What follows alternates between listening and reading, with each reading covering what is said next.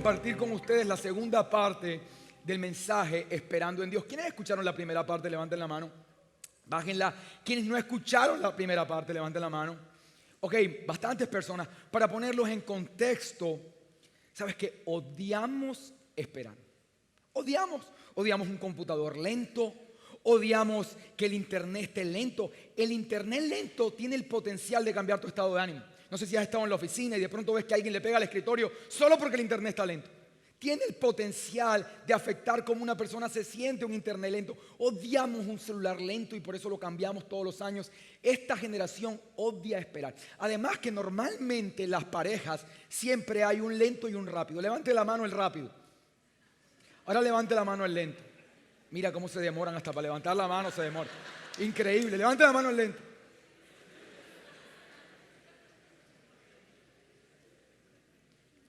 Odiamos esperar. Esta es la generación del clic. Todo lo tenemos a un clic de distancia. Tú puedes ingresar, cursar y graduarte de la universidad con un clic. Tú puedes conseguir novia por internet. ¿Hay alguien que haya conseguido novia por un clic? Levante la mano aquí de pronto alguno. Una persona, 2 personas por allá. ¡Wow! Increíble. Increíble. ¡Wow! Sorprendente. Tú puedes lavar tu carro con un clic. Con un clic puedes lavar tu carro. Hay muchas cosas que puedes hacer con un clic. Algunos autores han escrito que esta generación es la generación del copia y pega. La gente ni siquiera quiere estudiar o profundizar en la información. Dicen, ¿para qué perder tiempo? Más rápido es copiar y pegar. Es tanto el afán de esta generación por ir rápido que incluso la vida quieren vivirla rápido. ¿Alguien se vio la película Click? ¿Alguien la ha visto? Es viejita, pero es increíble. ¿Alguien la ha visto y la vas a ver en pantalla? Si no la has visto, ahora que llegues a tu casa, pon Netflix y vela. Esta película tiene un gran significado. Este hombre, para hacerles ahí un resumen rápido, tenía tanto afán por ser exitoso que quería volarse todos los momentos aburridos de su vida o lentos. Y apareció un control remoto, un clic que le permitía poder pasar por alto todos los momentos aburridos, conversaciones, cumpleaños, matrimonios, bautizos, todo lo que a él le parecía lento. Y al final de los tiempos se dio cuenta que terminó perdiendo su vida y momentos muy valiosos. Y esta generación quiere ir súper rápido. Tú ves a los niños en el colegio y quieren ir ya a la universidad. Ves a un muchacho en la universidad y dice, ya quiero ir a trabajar. Ves a la gente trabajando y ya quiere retirarse. Y la gente se le olvida que nacemos, crecemos, nos reproducimos y morimos. Después de la pensión viene la muerte. ¿Y por qué? No sé por qué se quieren pensionar. Pero la gente quiere ir rápido y rápido y rápido. Ahora, en medio de esta generación que quiere todo ya, aparece la idea de un Dios que se toma su tiempo. En el imaginario colectivo de la humanidad, Dios se demora, es un Dios lento. De hecho, hay un dicho popular que dice, Dios tarda, pero no olvida. Para que lo sepan, eso no está en la Biblia. No está, algunas personas lo afirman. Es que eso está en la Biblia. No está en la Biblia. Es lo que la gente cree de Dios, que Dios tarda, se toma su tiempo y que algunas situaciones que tú pudieras estar experimentando hoy atienden a su lentitud. Ahora, creemos que en medio de estos afanes, este concepto de un Dios lento es un concepto de esta generación. No, nos equivocamos. Desde el siglo I ya la gente creía que Dios era lento y por eso en la segunda carta de Pedro dice algo como: Dios no tarda en cumplir sus promesas, según algunos entienden la tardanza, sino más bien que Él es paciente porque no quiere que nadie se pierda. Es decir, la segunda carta de Pedro está diciendo, ustedes podrían pensar que Dios se toma su tiempo y que parte de nuestra espiritualidad es desarrollar la paciencia para esperarlo, pero no. Más bien Él no es lento, más bien Él es paciente. Entonces tú pudieras en este momento estar pidiéndole cosas a Dios y estar en esas etapas que la gente considera silencios, donde Dios no habla y tú crees que estás esperando a Dios o estás pidiéndole algo y tú dices, estoy esperando en Dios, estoy esperando que se manifieste. ¿Cómo tú sabes que no es Dios quien te está esperando a ti? ¿Cómo tú sabes que no supones, según tú entiendes la tardanza, que eres tú quien está esperando a Dios y no esperándote a ti? Por eso el propósito de estos dos mensajes, si no escuchaste el primero, te animo a que lo veas por YouTube. El propósito es que tú puedas escuchar un par de principios que te van a poner en la perspectiva correcta para que entiendas cómo operan los tiempos de Dios y para que puedas cooperar con el plan que Dios tiene para tu vida. ¿Quiénes quieren escuchar estos dos principios esta noche? Ok, vamos con el primero, lo vas a leer súper fuerte a la cuenta de 3. 1, 2 y 3. todos hemos visto el amanecer. Todos lo hemos visto.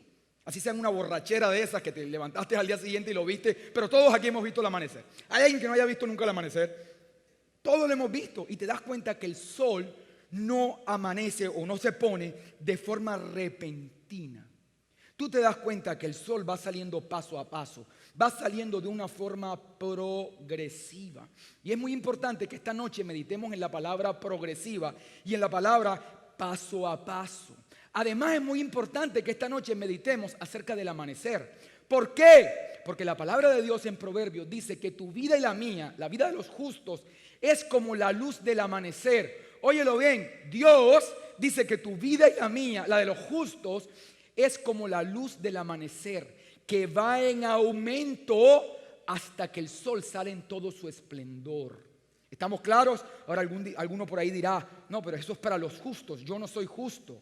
Escucha, si tú aceptaste a Jesús como tu Señor y Salvador, tú no solo eres justo, eres la justicia de Dios. Ni siquiera eres justo, eres la justicia de Dios. Porque aquellos que le recibimos hemos sido hechos la justicia de Dios en Cristo Jesús.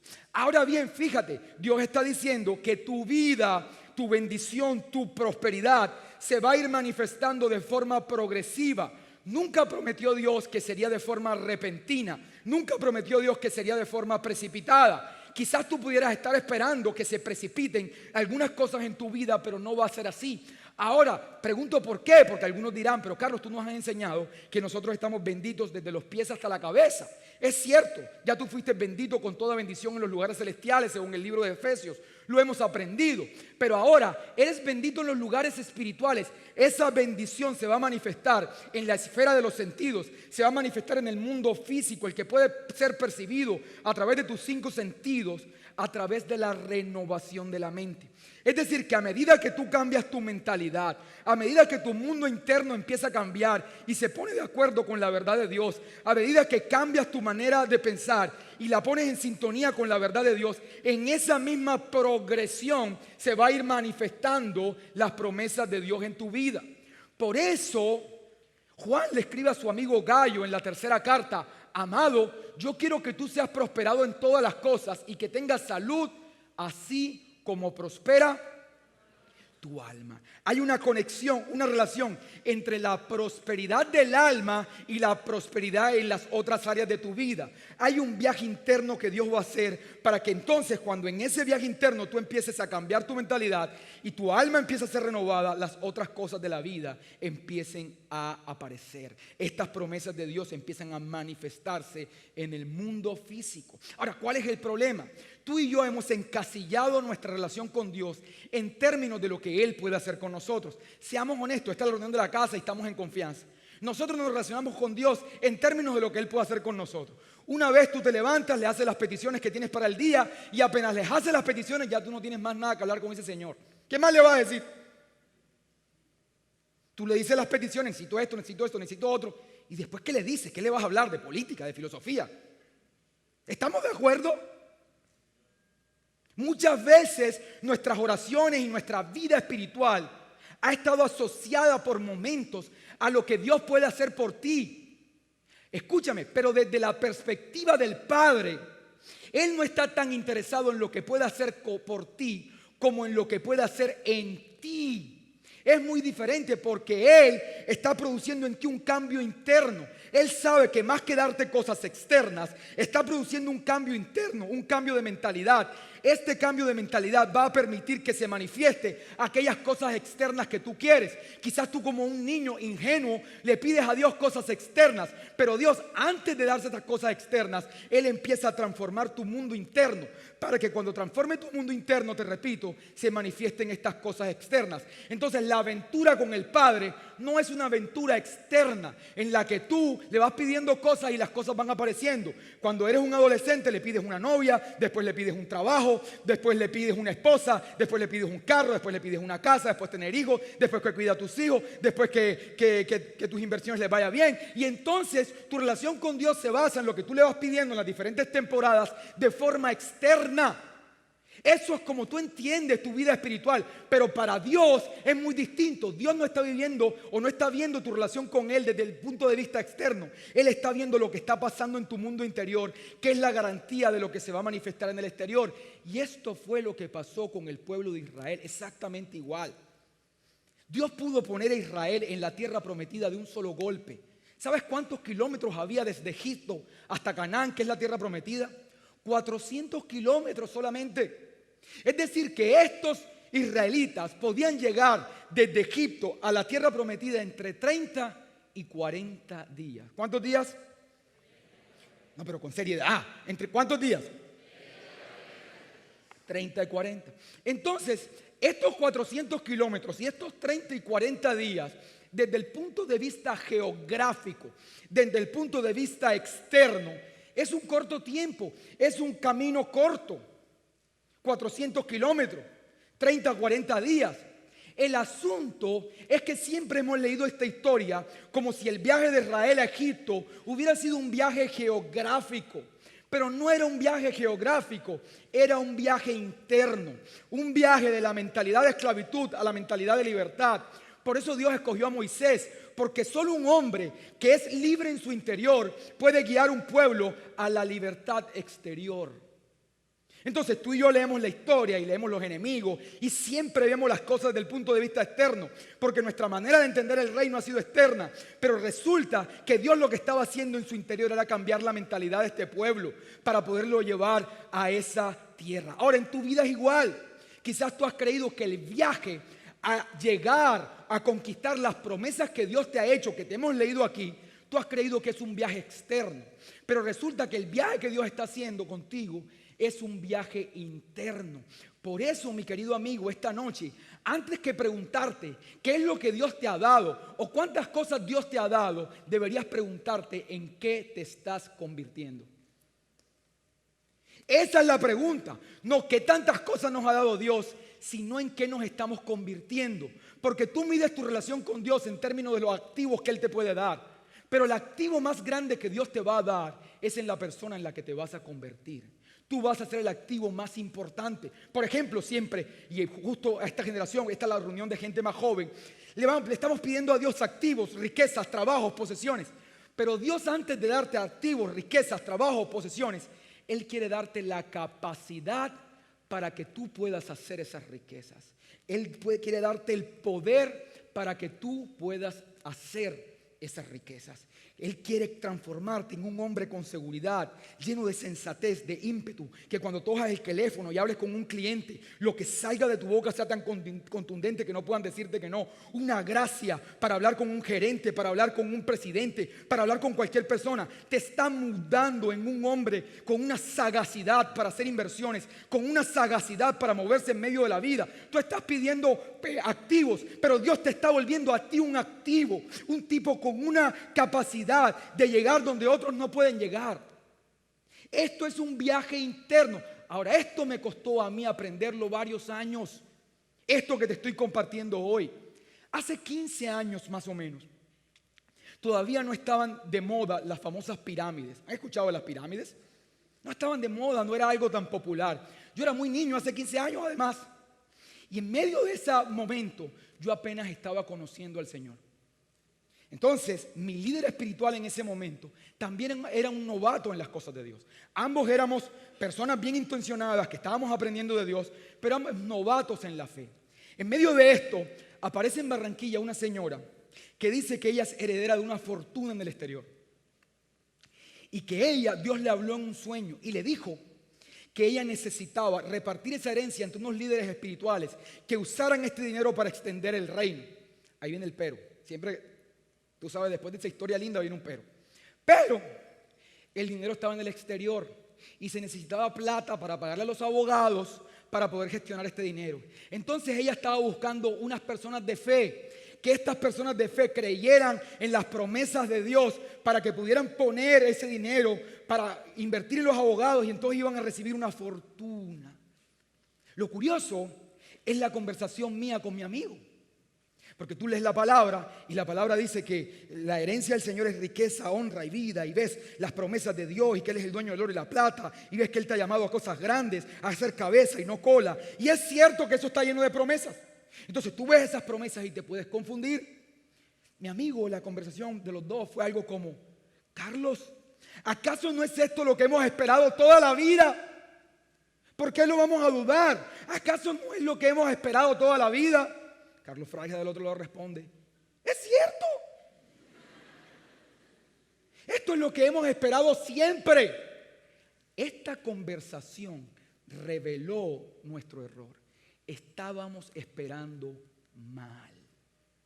Y tú pudieras creer que estás esperando ciertas cosas de Dios, pero estás esperando mal. Porque Dios no opera de esta forma. Nosotros estábamos creyendo esta historia que a veces la espiritualidad ha tratado de vender o la religión ha tratado de vender, que un día Dios te va a poner un dinero en Bancolombia, que tú eres un hombre de fe y entonces vienes aquí y declaras la palabra y un día tú vas a abrir la cuenta de Bancolombia y tienes ahí 50 millones de pesos y tú vas a decir gloria a Dios, y si traes plata al altar ya no son 50 sino que son 100. Y tú dices gloria a Dios. O que un día más bien va a venir un extranjero, un gringo, y el tipo, Dios le va a poner un sentir para contigo y casi que se va a enamorar de ti y te va a decir vamos a Estados Unidos que tengo una herencia que voy a darte. O quizás un tío que tú no conocías, te vas a enterar que se murió ese tío y que era un petrolero y que te van a entregar una cantidad de acciones. Y entonces tú estás esperando que Dios haga algo como eso y estás mal. Esa respuesta de que hemos estado esperando esto toda la vida revela que no conocemos a Dios, porque la vida de los justos es como la luz de la aurora que va en aumento hasta que el día es perfecto. Dios primero cambia tu mundo interior para manifestar en el mundo exterior las promesas, y esto lo vas a empezar a ver ahora. Es más, te tengo un dato como empresario. Siempre que tú vayas a hacer un negocio con alguien y este alguien se ponga muy espiritual y te empieza a hablar del negocio del Espíritu Santo, de Dios, que nosotros somos hombres de Dios, te digas que tú sabes que tú y yo somos hombres de Dios, prende tus alarmas. Porque si el hombre tiene que espiritualizar el negocio, quiere decir que el negocio no es lo suficientemente sólido para que tú lo hagas.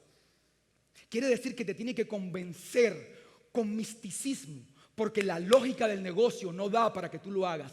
Prende tus alarmas con toda la gente que yo le llamo seductores espirituales, que van en la vida hablando de Dios en momentos inoportunos para tratar de generar empatía y hacerte caer en sus maquinaciones infantiles. Tienes que tener cuidado con esto. Aprende. Cuando alguien te hable de Dios, en vez de bajar las defensas, súbelas al triple. Y te lo está diciendo un hombre de Dios. Pero tú no me ves en la calle a mí haciendo un negocio y hablando de Dios y haciendo sonidos raros. No me ves. Yo no tengo por qué hablar de negocio. Estamos hablando de un negocio porque tengo que meter a Dios en el asunto. Ni me veas haciendo shows para tratar de generar una empatía, una tranquilidad que el mismo negocio debería generar si tiene un sentido lógico. Entonces tienes que aprender estas cosas, tienes que entender cómo opera el Padre contigo, cómo Él va cambiando tu mundo interior. Ahora bien, fíjate, el Padre no se precipita a darnos cosas, sino que cambia nuestro interior. ¿Quiénes son padres aquí? Levanten la mano, padres. Pero muchas veces nosotros no lo hacemos así con nuestros hijos. Muchas veces nosotros queremos compensar la ausencia de no estar en la casa por estar trabajando. Queremos compensarla dándole cosas a nuestros hijos. Y les damos cosas, y les damos cosas, y les damos cosas. Y los volvemos unos consumidores que saben recibir cosas pero que no saben producirlas. Nosotros creemos que somos buenos padres. El problema es que tenemos unos complejos de nuestro pasado que nos hacen pensar que ser un buen padre es dar, sin enseñar a producir. Y eso ha sido uno de los grandes problemas de la empresa en Colombia. Porque la primera generación, con esfuerzo, crean grandes compañías. Pero la segunda generación nunca le enseñaron a trabajar. Y entonces esas compañías se pierden porque a la gente se le dieron cosas en el exterior y nunca se le enseñó en el interior. Yo tengo una hija de 11 años, se llama Joshua. Pide de una forma insaciable, como la canción. Es increíble. Yo le digo, tú tienes un problema, hija. Tu problema es que necesitas producir, le digo. Ese es tu problema. Tú necesitas buscar una fuente de ingresos. Y tú podrás decir, oye, pero qué papá tan anormal.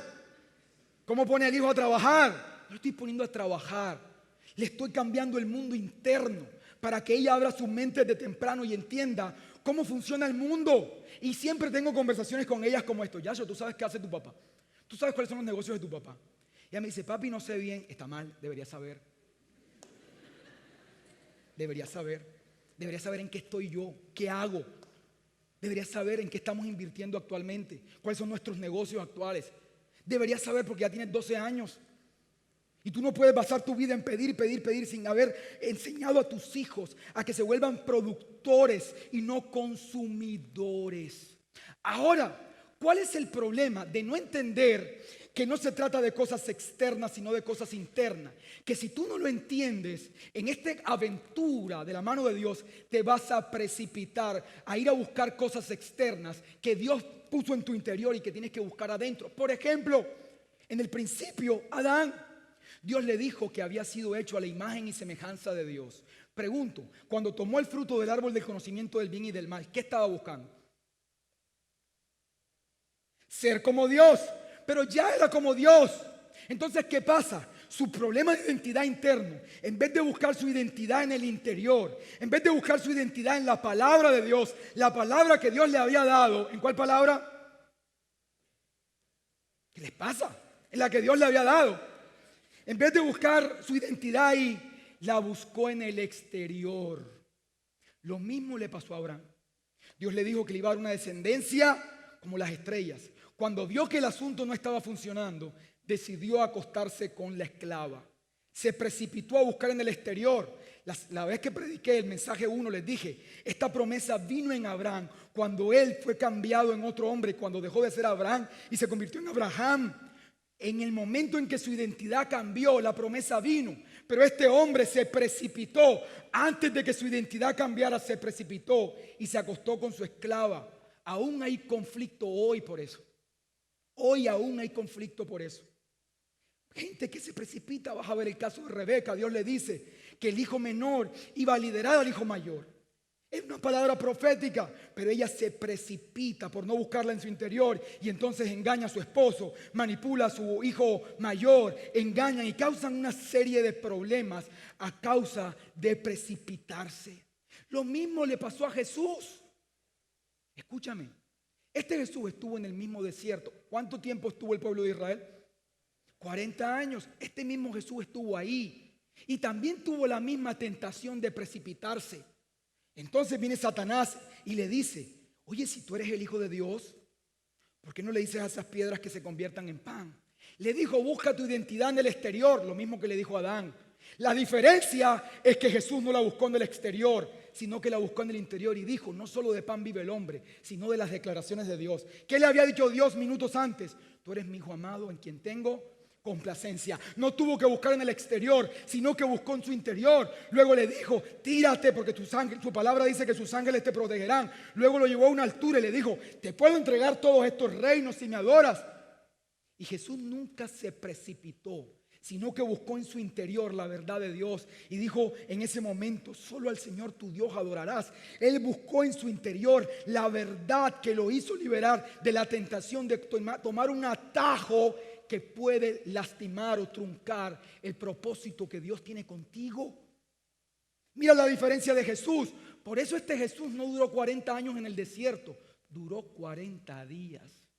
Porque el tránsito de Jesús, a diferencia del pueblo de Israel que duró 40 años, Jesús lo hizo en 40 días, porque en 40 días no buscó su identidad en las cosas externas, sino que la buscó en la palabra de Dios en el mundo interno. Dice la Biblia que una vez Jesús salió del desierto, empezó su ministerio y empezó a cambiar el mundo. Hizo los milagros que solo Él ha hecho en esta tierra. Pero primero su mundo interior se alineó con la palabra de Dios. Y escuchamos esto y decimos, los hombres de Dios se precipitaron, pero nosotros también lo hacemos. El típico caso es una mujer o un hombre que se precipita a una relación sentimental sin haber sanado su mundo interior. Y tú ves gente que sufre en el área sentimental, una y otra vez fracasa en este área. Te encuentras el típico caso de una mujer que siempre termina involucrada con un hombre casado, siempre. Resulta que no sabía y el hombre era casado. Oh, sufre, llora, todas las amigas la consuelan, inicia otra relación linda y a los 3 meses se entera que el hombre era casado. Y vuelve e inicia otra relación linda, todo va muy bien, el hombre le propuso matrimonio y después se entera que era casado.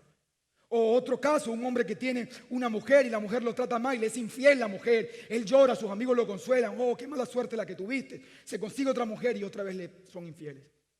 Y entonces el hombre dice, oh, qué mala suerte. Los amigos lo consuelan. A los 3 meses se consigue otra mujer y otra vez infiel. Y estas personas dicen, Dios, ¿por qué no me ayudas en este área? ¿Por qué siempre viene a mi vida esta gente? No viene a tu vida esta gente porque Dios la pone. Viene porque tu mundo interno la atrae. Entonces tú quieres precipitarte buscando en el mundo externo, pero tu mundo interno está mandando otra información. Toda persona que ha sido lastimada o herida seduce al controlador y al maltratador, porque los espíritus se atraen. ¿Tú no has escuchado esa expresión que dice plata llama plata? Eso es verdad. El carro en el Buenavista se lo gana el que tiene 5 carros. Son principios espirituales. Entonces la gente dice, ay, ¿qué pasa? ¿Por qué siempre el mismo hombre? Pareciera que lo único que le cambiara es el empaque. Pero por dentro es igual. Y la gente pasa años sufriendo y se precipita. Gente que se precipita a vivir su sexualidad de cualquier manera. Y entonces esto le pasa facturas al futuro. En los negocios, aquí que está la gente joven, es muy importante que escuches esto. Gente que se precipita a comprar cosas cuando no es el tiempo de comprarlas por un problema de identidad. Es muy común ver muchachos de 16, 17 años con un iPhone de 2 millones, pero no tienen ni para los datos. Andan pegados de Wi-Fi en Wi-Fi. ¿Tú sabes por qué? Porque él está resolviendo un problema de identidad. Él quiere buscar aceptación y se gana 12 y entonces se precipita a comprar algo. O muchachos que tienen un carro nuevecito y lo lavan todos los días y le lavan los rines y lo ponen chévere, pero no tienen ni para la gasolina. Porque te precipitas a comprar un carro por un problema de identidad. Pero tanto los 3 millones del celular como los 25 millones del carro, el Señor te los dio para que los invirtieras. Porque estás en tu época de sembrar, no de cosechar. Pero entonces tú quieres cosechar cuando es la época de sembrar. Porque tienes un problema de identidad. Y entonces luego fracasas económicamente y culpas a Dios. Y estamos en la generación del copia y pega. Y tú ves a otras personas en Instagram haciendo cosas. Y entonces tú quieres copiar y pegar en tu vida. Y es el típico caso que tú estás en tu Instagram y ves la gente, tus amigos de tu misma edad viajando. Y ves a un amigo en Nueva York tomándose fotos, chévere. Y lo ves en París. Y entonces tú dices, yo tengo que hacer lo mismo. Y te precipitas. Te precipitas, no sabiendo si ese muchacho está en la época de cosecha o si ese muchacho es un irresponsable que está quebrado. Y te precipitas por un problema de identidad. Sabes que mi esposa y yo tengo 37 años y mi esposa y yo a veces montamos fotos de los lugares donde vamos. Y quizás hay parejas más jóvenes aquí que pudieran decir, wow, qué chévere Carlos y Natalia, cómo viajan a un lugar y al otro. Y entonces coges tu tarjeta y la pones a 35 cuotas, 36. ¿Cuánto es lo máximo que da? ¿Cómo sabes? Imagínate tú. Pones tu tarjeta a 36 cuotas. Yo voy a vivir en fe como Fraija. 36 cuotas. Y resulta que tú estás copiando y pegando al Fraija de 37 años. Pero no estás copiando y pegando al Fraija de 20. El Fraija de 20 andaba en un carro estartalado, que ella y yo lo empujábamos los dos, en la calle de Barranquilla, los dos empujándolo. Pero decidíamos no comprar uno nuevo, porque el dinero para comprar uno nuevo era el dinero para invertir. No conoces al Fraija de 20 que no iba a ningún restaurante, ni comía en ningún lado, comíamos en la casa. En esa época era la época del perro de mil, ¿recuerdan eso? Bastante perro de mil que mi esposa hoy comió conmigo. Hoy tú me ves de pronto en un restaurante y quieres comer pero no sabes el momento en el que yo sembré. Quieres copiar y pegar el Fraija de hoy. Está mal. Mal. Porque tú y yo estamos en épocas distintas. Y entonces este problema de identidad te hace que te precipites y te enredes. Y pongas tus finanzas en un lugar donde nunca debieron estar. Empiezas a equivocarte, empiezas a perder perspectiva. El típico caso de gente que se precipita, y no tengo a nadie en la cabeza y nadie se vaya a ofender que no estoy pensando en nadie. Sabe el Señor que en este momento no hay ningún nombre en mi mente. Simplemente tengo que contarlo, porque es un ejemplo perfecto. El típico caso es la persona que no quiere ni comer bien ni hacer ejercicio. Entonces se precipita a operarse. Se precipita. Y dice, yo voy a operarme. Óyelo bien. El problema es que ella se operó el cuerpo, o él, para que no digan que estaba pensando en alguien. Se operó el cuerpo, pero no se operó la cabeza. Entonces, ¿qué pasa? Ella se operó el cuerpo, pero nunca resolvió el problema de ansiedad que la llevaba a abrir la nevera 500 veces en la noche y comerse todo lo que estaba ahí. Nunca resolvió el problema de ansiedad y las tristezas que la llevaban a ir a comer helado todos los días. Nunca resolvió esos problemas.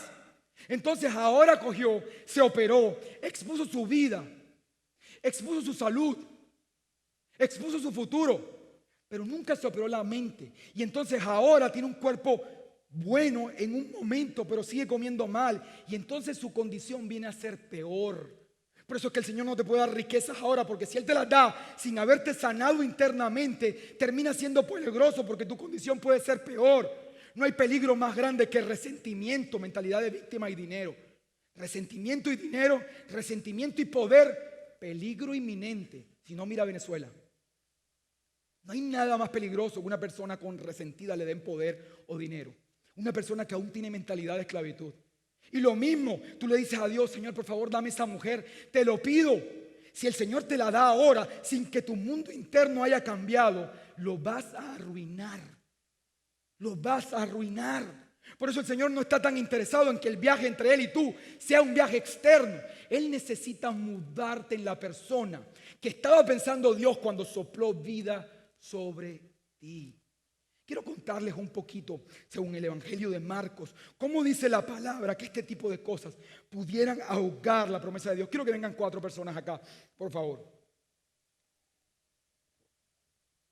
Quiero que leamos este texto a la cuenta de 3. 1, 2 y 3. No, bien leído. 1, 2 y 3.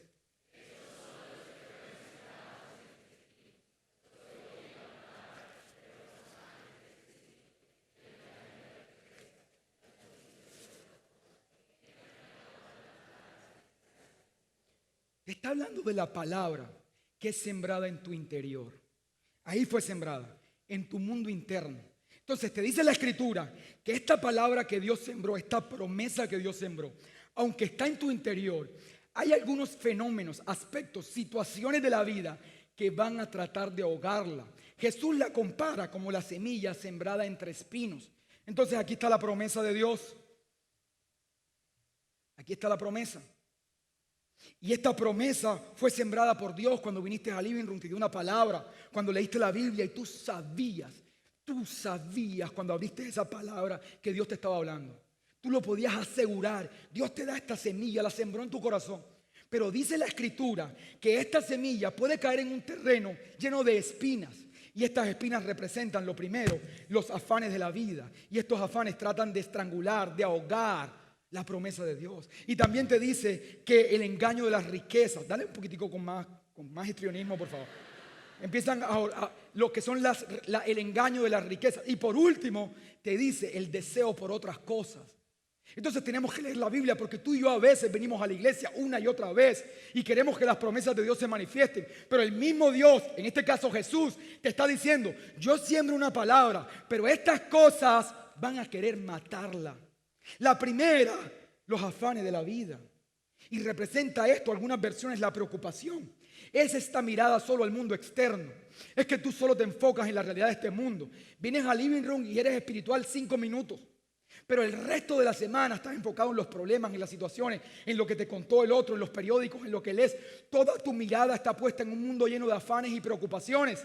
Escuché de un hombre al que respeto mucho, se llama Bill Johnson, decir: cuando tú te preocupas, cuando tú pones tu mirada una y otra vez en los afanes de esta vida, cuando tú una y otra vez pones pensamientos negativos en tu mente, tienes una mente dividida entre las promesas de Dios y tus pensamientos, y hay una mente dividida. Cada vez que te preocupas, estás alimentando a la bestia que quiere estrangular la promesa de Dios en tu vida.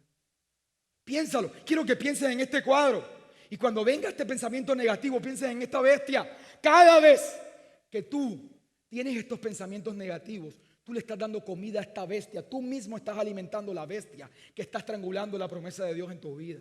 Y también te dice el engaño de las riquezas. ¿Qué es el engaño de las riquezas?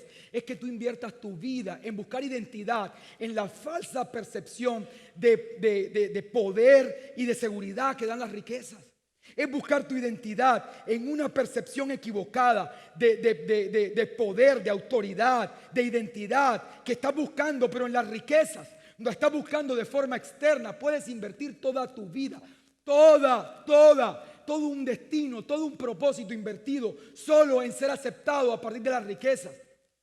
Y entonces pasas tu vida comprando de apartamento en apartamento. Te compras un apartamento, llevas a tu familia, pero ahora todavía no te sientes aceptado. Ahora tienes unos amigos que tienen otro estrato social y ahora quieres impresionarlos a ellos. Te compras uno más grande y después te compras uno más grande. Y tienes un crédito hipotecario de por vida. Siempre estás pagando una cosa, otra cosa, porque siempre estás buscando riqueza y riqueza para sentir tu identidad. Y pasas toda la vida trabajando, metido en una oficina, entre escritorios y líneas. No puedes ir ni al mar, no puedes ir al parque, no puedes hacer ejercicio. Estás abrumado entre trabajo y trabajo porque has caído en el engaño de las riquezas. Te lo voy a poner con un ejemplo de mi vida personal.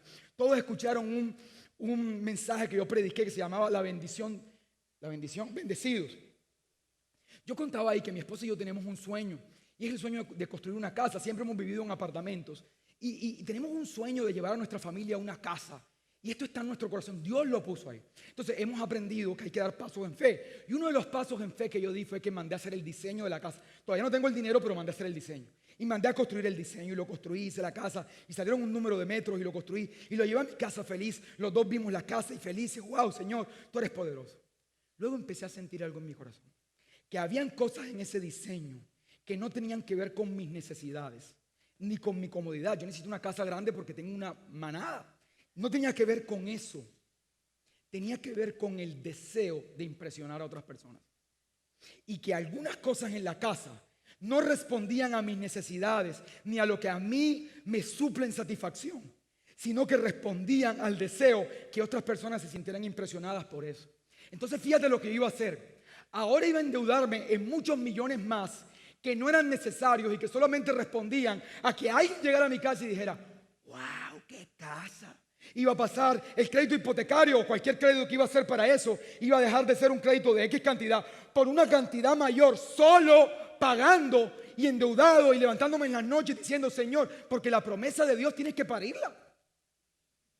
Y entonces yo sé que tú estás, Señor, en los momentos en donde el Señor te dice: yo te voy a empezar a dar el dinero, pero no está todavía. Y entonces tú estás en ese asunto. Cada vez que hay una promesa de Dios es así. Y entonces ahora yo iba a dar una batalla de la fe solo porque alguien dijera: qué linda tu casa. Por eso la Biblia dice, habla de la buena batalla de la fe. Es decir, que tú puedes pelear batallas en fe y darte, como decimos los... No voy a decir eso porque no están grabando. Pero puedes hacer algo, puedes entrar en un trabajo y un esfuerzo por una batalla de fe que no vale la pena. ¿Sabes qué dije yo? Arquitecto rediseña. Porque yo no voy a invertir mi vida, no voy a ser engañado a trabajar para que otro diga: qué linda tu casa, mejor ni me visite y me sale más barato. No voy a pasar horas pensando en lo que tengo que pagar solo para que tú digas: wow, Carlos Efraín. Porque luego tú te vas a dormir en tu casa y el que queda con la deuda soy yo. El engaño de las riquezas. Y por último, tenemos el deseo de otras cosas. Y es que tú estás en la vida andando y siempre en tu vida van a aparecer deseos que nada tienen que ver con el propósito de Dios. Dice deseos perversos que no tienen nada que ver con Dios. No vienen de Dios, lo dice la misma escritura. Quizás tú estás en tu familia y has trabajado por tener una esposa. Ella te ha ayudado a trabajar, los dos han salido adelante, te casaste con ella. Ahora tienen un niño chiquito. Y entonces empezaste a ver unos amigos tuyos en un bar. Y ves las fotos en Instagram y tus amigos están con unas chicas montadas en la barra bailando. Ellos están abajo con una cerveza. Y tú estás acá en el parque, la electrificadora, meciendo a tu muchacho del parque.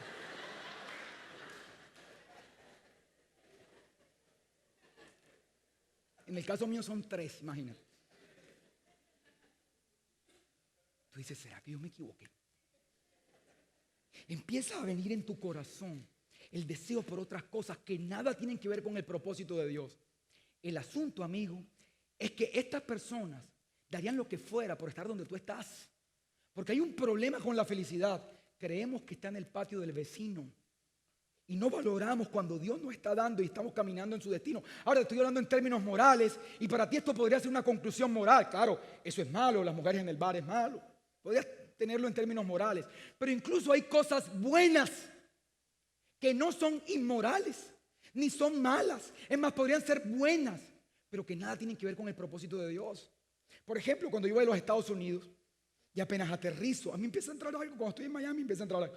Y yo, ¿por qué no me quedo aquí? Me saldría súper barato, no tengo que pagar los colegios de esos muchachos. Y empiezo a pensar, es bueno, no tiene nada de malo, podría hacerlo. Sin embargo, nada tiene que ver con mi propósito. Quizás tú me lo está poniendo Dios en el corazón. No lo he dicho en ninguna de las otras reuniones. Quizás tú has sido llamado por Dios. Tienes un llamado de Dios. A cualquiera de los ministerios, no lo voy a mencionar aquí. Tú sabes a quién le estoy hablando. Y tú has sido seducido por otras cosas. Y te has ido siendo atrapado en un mundo que nada tiene que ver con el llamado de Dios. En tu caso personal, aunque las cosas que estás haciendo son buenas, están ahogando la promesa de Dios porque estás siendo seducido por otras cosas. Tienes que estar atento a estas espinas. Vamos a darle un buen aplauso a estas espinas. Ok, y lo segundo, y empezamos a aterrizar esto, es a la cuenta de 3, 1, 2 y 3. No, léelo bien, 1, 2 y 3. No esperes con ingratitud. ¿Sabes que el pueblo de Israel está en su viaje interno? Está en su viaje según la perspectiva de Dios. Pero ellos no lo veían así, por eso duraron 40 años. Según ellos estaban en un viaje externo y se molestaban con Dios porque no llegaban a la tierra, porque ellos hacían demandas externas. Entonces, ¿cuál es el problema, amigo? Que cuando tus ojos están en el mundo externo solamente, como el pueblo de Israel, cuando tú no estás en un viaje interno, sino que tú solamente estás en un viaje externo, tu mirada siempre se va a poner en la necesidad y en la carencia. ¿Por qué, mi amigo? Porque en este mundo hay necesidad y hay carencia. Eso es una realidad que no podemos ocultar. En este mundo hay necesidad y carencia. Y entonces este pueblo, al caminar, ponía su mirada en la necesidad y en la carencia. Y al ponerla en la necesidad y en la carencia, empezaba a quejarse y a murmurar. No importa qué cosas había hecho Dios, no importa si había abierto el mar, no importa las plagas, no importa cuántas cosas Dios había hecho en su vida. Si la mirada está en la carencia, siempre iba a venir la queja. La queja es la exaltación de la carencia. Es la exaltación de la esfera de los sentidos. Si nosotros estamos aquí ahora con este silencio que hay y de pronto empieza a ladrar, sentimos un ladrido, todos sabemos qué pasó. ¿Qué pasó? Se metió un perro. Alguien lo dejó en los de seguridad. Cosas locas que pasan. Y si sentimos un rugido, es un león. Y si sientes un bramido,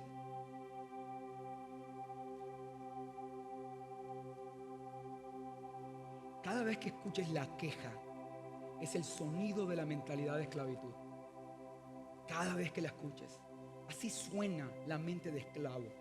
Así suena esta mentalidad que le ha hecho tanto daño a Latinoamérica. Esta mentalidad que le ha hecho tanto daño a Latinoamérica. La queja es el sonido de la bestia de la esclavitud. Y por momentos viviendo tu vida, porque tú estás viviendo una vida en el mundo externo. Tú no estás levitando, tú estás viviendo una vida en el mundo externo. Pero al mismo tiempo eres espiritual. Por momentos en medio de la vida, cada vez que tú escuches la queja que sale de ti o que sale de otros, tienes que hacer exactamente lo mismo que si escuchas un ladrido aquí. Saber que es una voz que no te pertenece. Apenas escuchemos un ladrido, decimos, aquí hay un perro. Apenas te escuches quejándote o apenas escuches a otro quejándote, enseguida identifica que es el sonido desagradable de la mentalidad de esclavo, para que lo puedas arrancar de tu vida. Yo me doy cuenta de eso, nos pasa con frecuencia. A veces me pasó el otro día, voy a pagar el colegio de mis 3 hijos y voy con el dinero en la mano a pagarlo. Y voy diciendo, oye, pero ¿por qué estos colegios son tan caros y por qué piden tanto? Yo pensé que nunca iba a decir eso. Pero ¿por qué piden tanto en estos colegios? ¿Por qué piden tanto todo esto? Y empiezo a decir, esto es un negocio y piden y piden. O sea, es típico padre que está pagando. El asunto es que tenía el dinero en la mano. ¿Por qué mi enfoque era lo que estaba pagando y no la gratitud porque lo estaba pagando? Era la bestia de la esclavitud que estaba queriendo salir de mí. Y a veces hay gente que está pagando el recibo público. ¡Ah, esta luz llegó cara! Vas con la plata. Y Señor, gracias porque puedo pagarlo. Pero la bestia quiere salir y tú tienes que callarla. Porque la bestia exalta la necesidad y es la antítesis de la adoración. La adoración exalta la bondad de Dios y las cosas que Dios puede hacer. Es la atmósfera para el milagro. Por eso Jesús, que también estuvo en el mundo externo, porque Él siendo 100% espíritu, descendió y fue 100% Dios y 100% carne, también enfrentó la necesidad, porque en este mundo hay necesidad. Pero Él la enfrentó de una manera distinta. Dice la palabra que habían 15,000 personas. Dice la palabra que habían 5,000, pero no contaban mujeres ni niños. Eran 15,000 personas. Y entonces no hay comida para alimentar 15,000 personas. Severa necesidad. Pero Jesús no se enfocó en lo que no había, sino que le trajeron unos cuantos panes y unos cuantos peces. Y Él los levantó y le dio gracias a Dios. Y en la actitud de adoración de lo que sí hay, que es un Padre bueno, en la adoración que es la exaltación de la bondad de Dios, le dio lugar a la multiplicación de la promesa de Dios en ese momento. Este Jesús no vivía la vida quejándose.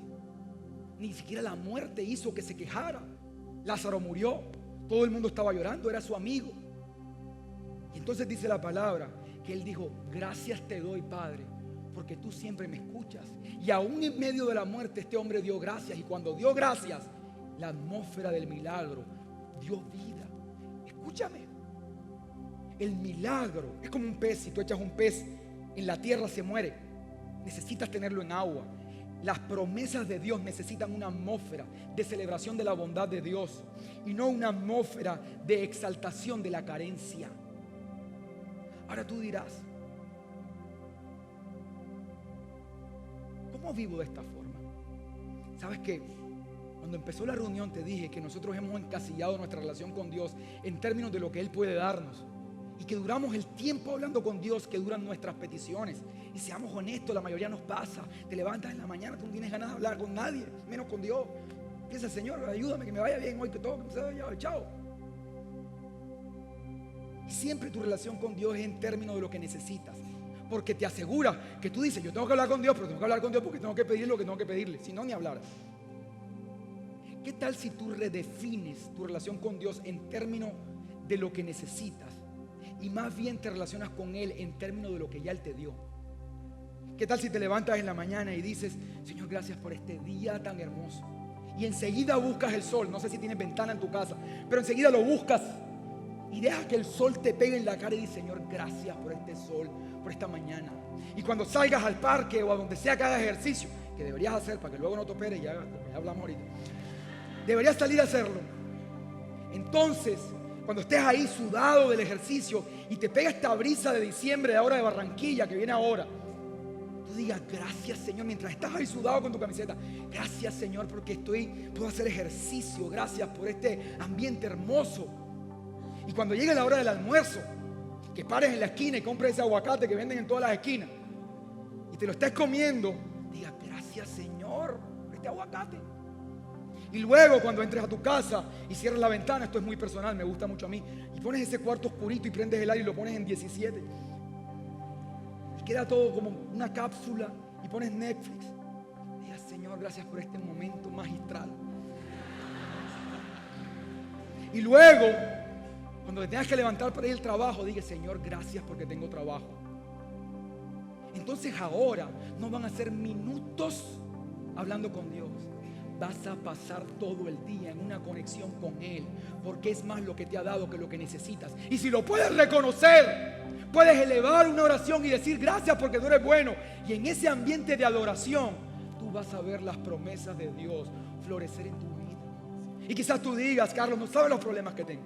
No tienes idea. Estás hablando cosas, que el aguacate, cosas, no tienen ni idea qué voy a pensar yo con las situaciones que tengo. La Biblia cuenta la historia de un hombre, amigo, que seguramente experimentó más dolor que cualquier otra persona en la palabra. Es la vida de José. Dice la Biblia que este hombre fue rechazado por sus hermanos, fue tirado en un pozo, fue vendido como esclavo. La mujer de su amo lo acosó sexualmente. Como él no quiso acceder, entonces lo acusó y dijo mentiras acerca de él. Fue encarcelado, ayudó gente en la cárcel. Sin embargo, fue olvidado en la cárcel. Un hombre que estaba en su casa, no te estoy hablando de cualquiera, un muchacho de familia, no estaba acostumbrado a nada de eso. Y de pronto de estar en su casa con sus hermanos, con su papá, ahora ha vivido todos estos años pasando una penumbra tras otra y una situación. Y la Biblia describe todas estas situaciones. Pero óyelo bien, el escritor de la Biblia, que es el mismo Espíritu de Dios, no pone un énfasis en las situaciones, las cuenta todas, pero el énfasis está en que Dios estaba con José y que todo lo que José tocaba, Dios lo hacía prosperar. ¿Qué énfasis le estás dando a tu vida? ¿Cuál es el énfasis? El énfasis en la carencia, en las situaciones, o el énfasis en medio de eso, Dios está conmigo. El escritor hace que leas esa historia desde otra perspectiva. Y cuando José ve su vida desde esa perspectiva, entonces ahora no solamente él lo ve así, sino que Potifar, que era su empleador, también tiene que decir: wow, definitivamente Dios está con este hombre. Nunca Potifar dijo: pobrecito José, ay, pobrecito, es que él ha sufrido tanto en la vida.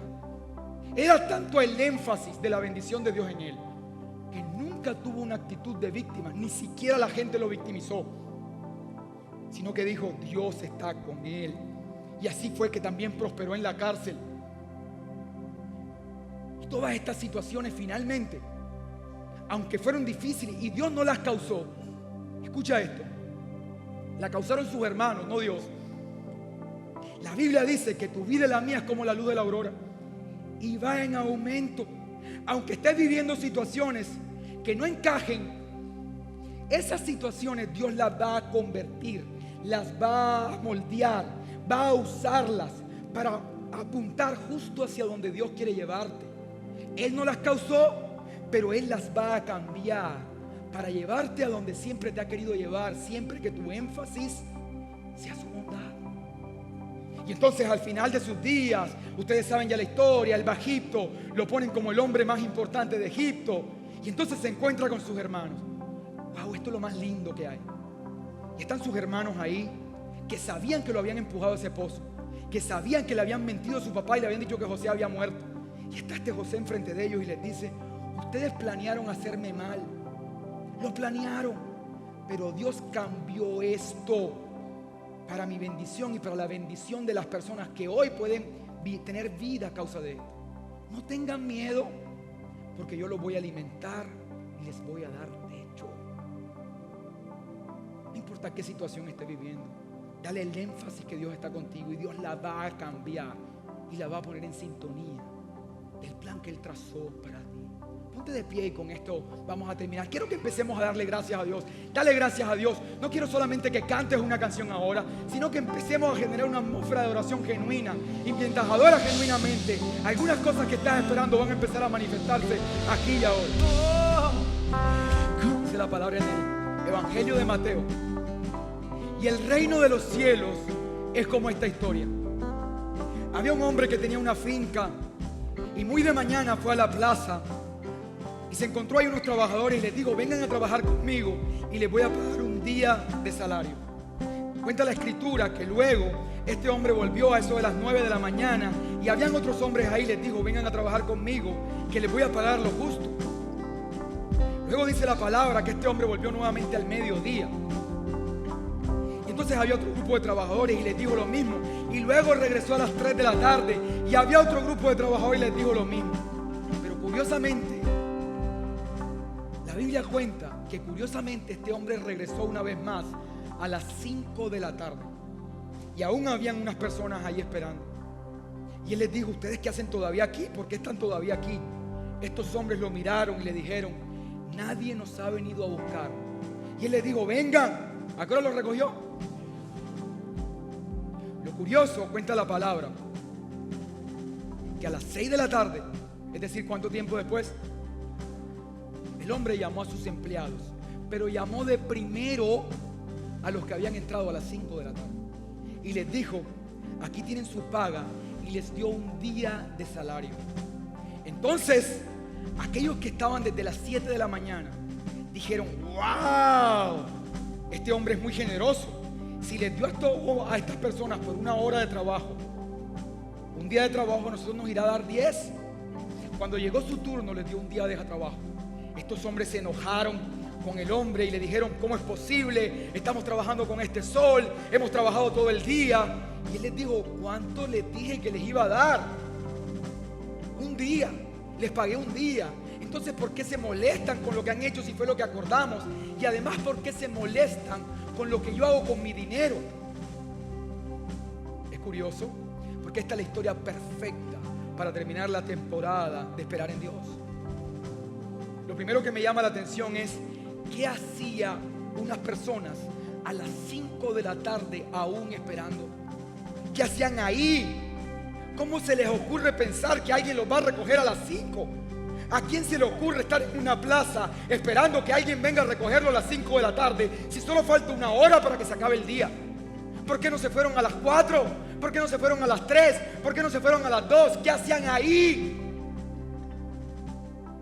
¿Qué hace ahí una persona que está esperando aún que su matrimonio se resuelva? ¿Qué hace ahí una persona que aún está esperando que el diagnóstico médico cambie? ¿Qué hace ahí aún una persona esperando que sus finanzas mejoren? ¿Qué hacen ahí? Es lo mismo que yo me pregunto con estos hombres. ¿Qué hacían ahí a las 5 de la tarde? ¿Acaso no están viendo que ya el día se está acabando? La respuesta la encontré en el Salmo 27. Habría desmayado yo si no creyera que veré la bondad de Dios en la tierra de los vivientes. Cuando tú sabes y has conectado con la bondad de Dios, eso te da la fuerza para no desmayar. La razón por la cual estos hombres estuvieron ahí fue porque ellos vieron a este hombre venir una y otra vez, y mientras lo vinieron venir, conectaron con su bondad, con su paternidad. Ellos sabían que este hombre volvería por ellos. Por eso tengo que cerrar esta temporada diciéndote que los que esperan en el Señor levantarán sus alas como las águilas, correrán y no se cansarán, caminarán y no se fatigarán. Por eso tengo que decirte que no te canses de esperar, no te canses de sembrar, no te canses de hacer el bien, porque a su debido tiempo cosecharás. Es la palabra que Dios está trayendo a tu vida.